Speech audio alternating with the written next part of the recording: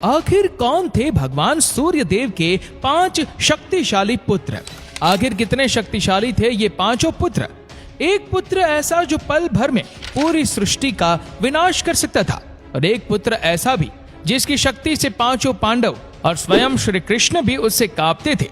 Number 1 वाले पुत्र से तो स्वयं महादेव भी डरते थे। आखिर कौन थे ये शक्तिशाली पुत्र? आइए जानते हैं आज के इस वीडियो में। दोस्तों, कमेंट बॉक्स में ओम सूर्याय नमः जरूर लिखिएगा। सूर्य देव जो पूरे संसार को अपने प्रकाश से रोशन करते हैं, उन्हें ब्रह्मांड के 9 ग्रहों में से सबसे ऊंचा दर्जा प्राप्त है, इसीलिए वो 9 ग्रहों के राजा कहे जाते हैं। सूर्य देव के परिवार में उनकी 2 पत्नियां हैं, जिनमें से एक का नाम संध्या और दूसरी का नाम छाया है। वैसे तो सूर्य देव की कुल मिला के 10 संतानें हैं, लेकिन आज हम बात करेंगे 5 ऐसे शक्तिशाली पुत्रों की जिन्होंने रामायण हो या महाभारत पूरी तरह से अपना दबदबा बनाया हुआ था।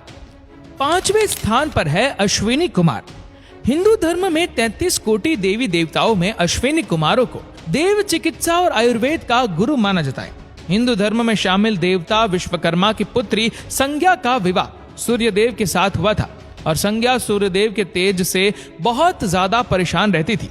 हालांकि विवाह के बाद संध्या ने वेवस्वत, यम और यमुना को जन्म दिया था, लेकिन अभी भी सूर्यदेव के प्रचंड तेज से वो परेशान थी। इसीलिए वे सूर्यदेव के तेज को कम करने के लिए तपस्या करने चली गई, लेकिन सूर्यदेव को इसके बारे में बिल्कुल भी पता नहीं था। इसीलिए संज्ञा ने अपनी छाया को महल में ही छोड़ दिया और खुद तपस्या के लिए चली गई। लेकिन कहते हैं ना कि देवताओं से कुछ भी नहीं छुपता। ऐसे में जब सूर्यदेव को संदेह हुआ, तब उन्होंने छाया से सब कुछ पूछा, और उसके बाद छाया ने सब कुछ बता दिया। तब सूर्यदेव ने अपनी दिव्य दृष्टि से देखा कि संज्ञा घोड़ी का रूप बनाकर तपस्या कर रही है। तब वह अपने ससुर विश्वकर्मा के पास गए और अपना तेज कम करवा लिया। फिर घोड़े का रूप बनाकर संज्ञा के पास पहुंचे और उनके साथ वहीं पर संभोग किया। इससे उन्हें 3 संतानें प्राप्त हुई, जिनमें से 2 अश्विनी कुमार और तीसरे रेवंत थी। अश्विनी कुमारों को देवताओं का चिकित्सक माना जाता है। इन्होंने ही महाभारत में माद्री को आह्वान के द्वारा नकुल और सहदेव जैसे पुत्र प्रदान किए थे। अश्विनी कुमार ब्रह्म मुहूर्त और छाया काल में रथ पर बैठकर आकाश में भ्रमण करने के लिए निकलते हैं। ऋग्वेद में अश्विनी कुमारों का उल्लेख 50 से ज्यादा रचनाओं में 398 बार किया गया है और उनकी स्तुति की गई है। अश्विनी कुमार लड़कियों को अच्छा पति, वृद्धों को कौमार्य और अंधों को नेत्र देने के लिए बनाए गए। नंबर 4, अब बात करते हैं सूर्यदेव के 4थे शक्तिशाली पुत्र की, जो कोई और नहीं बल्कि स्वयं सुग्रीव थे। दरअसल सुग्रीव सूर्यदेव और जामवंत के पुत्र माने जाते हैं। इनके जन्म की कथा बड़ी रोचक है। कहते हैं वृक्षराज जामवंत जी ऋषि पुलत्स्य के छोटे भाई थे। इन्हें अपने बल का बहुत अहंकार था और ऋषि पुलत्स्य ने आजीवन ब्रह्मचारी होने का प्रण लिया हुआ था। इसीलिए वह स्त्रियों से दूर रहते थे।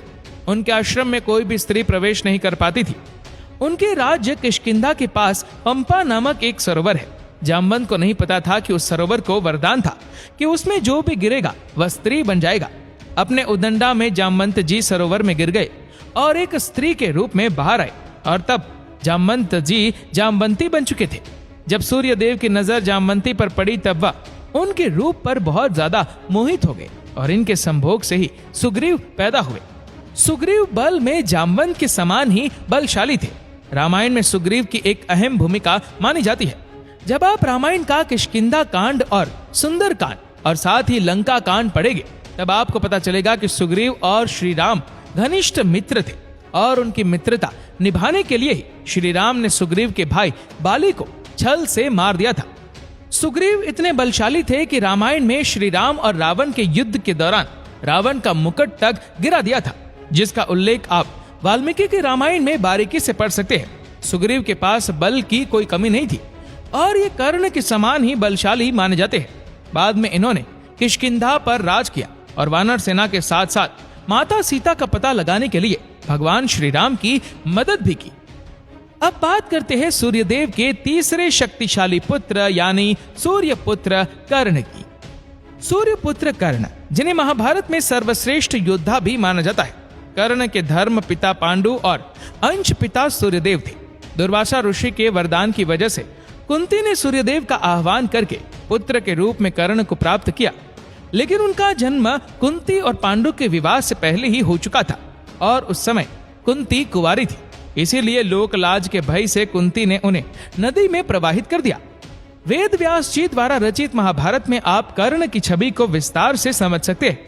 उन्होंने कर्ण को रामायण के नायक श्री राम और द्वापर युग में भगवान श्री कृष्ण के बराबर बताया। कर्ण को ब्रह्मांड का सबसे बड़ा दानी भी माना जाता है। खुद गुरु परशुराम जी ने इन्हें ब्रह्मांड का सबसे बड़ा योद्धा घोषित किया था और साथ ही साथ बेहद शक्तिशाली भी बनाया था। और यहाँ तक कि परशुराम जी इन्हें अपना सर्वश्रेष्ठ शिष्य भी मानते थे। केवल इतना ही नहीं, कर्ण ने इंद्र जैसे महान योद्धा तक को हराया था। उनके पास गुरु परशुराम जी के दिए हुए कई सारे अस्त्रों शस्त्रों का ज्ञान था। वेद व्यास जी की महाभारत में कर्ण की व्याख्या करते समय लिखा हुआ है कि कर्ण को अपने हिस्से का अधिकार कभी नहीं मिला। वास्तव में हस्तिनापुर की गद्दी के असली वारिस कोई और नहीं बल्कि कर्ण ही थे, किंतु अपनी मित्रता निभाने के लिए कर्ण ने अधर्म का साथ दिया। महाभारत के सबसे बड़े नायक, सबसे बड़े धनुर्धारी और सबसे श्रेष्ठ पुरुष कर्ण ही कहे जाते हैं। अब बात करते हैं सूर्यदेव के दूसरे सबसे शक्तिशाली पुत्र की, जो कोई और नहीं बल्कि स्वयं यमराज है। यमदेव सूर्यदेव और उनकी पत्नी संज्ञा के सबसे ज्येष्ठ पुत्र थे। यमराज को मृत्यु के देवता के रूप में माना जाता है। यमराज इंसान के मरने के बाद उनके कर्मों का लेखा जोखा करते हैं और उसे स्वर्ग या नर्क में स्थान प्रदान करते हैं। अगर पौराणिक कथाओं को जाने तो यमराज जहाँ संज्ञा के पुत्र थे, वहीं शनिदेव उनकी छाया के। इन दोनों के पिता सूर्यदेव थे। तो एक बार दोनों ने अपनी अपनी माताओं के सम्मान के लिए युद्ध भी किया था। कई महीनों तक जब यमराज और शनिदेव का युद्ध चलता रहा, तब अंत में शनिदेव ने महादेव की वरदानी शक्तियों से यमराज को अपने दंडास्त्र से मृत्यु दे दी। लेकिन यमराज के मरने के बाद सूर्यदेव और उनकी दोनों पत्नी छाया और संज्ञा व्याकुल हो गई और उन्होंने महादेव का आह्वान करके उन्हें दोबारा से जीवित करने की प्रार्थना की। लेकिन महादेव ने यमराज को जीवित करने से मना कर दिया। तब शनिदेव ने महादेव से कहा कि यमराज देवताओं के पुत्र है, लेकिन उन्हें ना तो कोई दिव्य शक्तियां मिली थी और ना ही उन्होंने अमृत का पान किया था, जिस वजह से उनकी मृत्यु हुई। और उसी समय महादेव और भगवान विष्णु मृत्यु के देवता का चयन करने वाले थे, जिसका आधार मृत्यु के चक्र को पूरा करना था।